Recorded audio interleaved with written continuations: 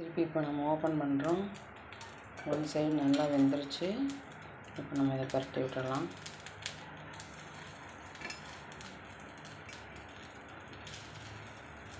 எனக்கெல்லாம் பணியாரம் கொடுத்துக்கிட்டா தின்னுக்கிட்டே இருப்பேங்க. அந்தளவுக்கு நான் ஒரு பணியாரம் பைத்தியம்.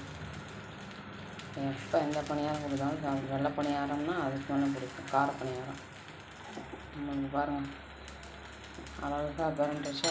ஆல்ரெடி நம்ம சுத்தம் வச்சுருக்கோம். பணியாரம் ரெடி, வாங்க சாப்பிடலாம். இன்றைக்கி நம்ம பார்க்க போகிறது பணியாரம் தான்.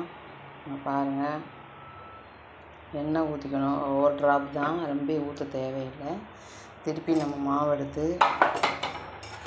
ஏன் உங்களுக்கு தெரியாதான்னு நீங்கள் கேட்கலாம். அதெல்லாம் உங்களுக்கு எல்லாமே தெரியும், இல்லைன்னு சொல்லலை.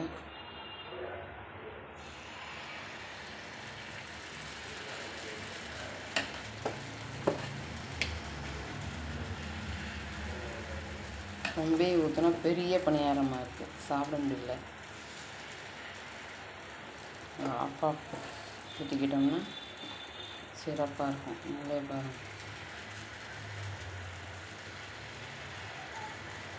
இதெல்லாம் காலையில் எந்திரிச்சா பணியாரம் இல்லாமல் எந்திரிக்க மாட்டேன். கிராமங்களில் முந்தி பணியாரம் ஃபேமஸாக வைப்பாங்க. இப்போ தான் பணியாரம்லாம் கொஞ்சம் அழிஞ்சிட்டு வருது. ஒவ்வொரு சிட்டிகளில் தான் விற்கிறாங்க.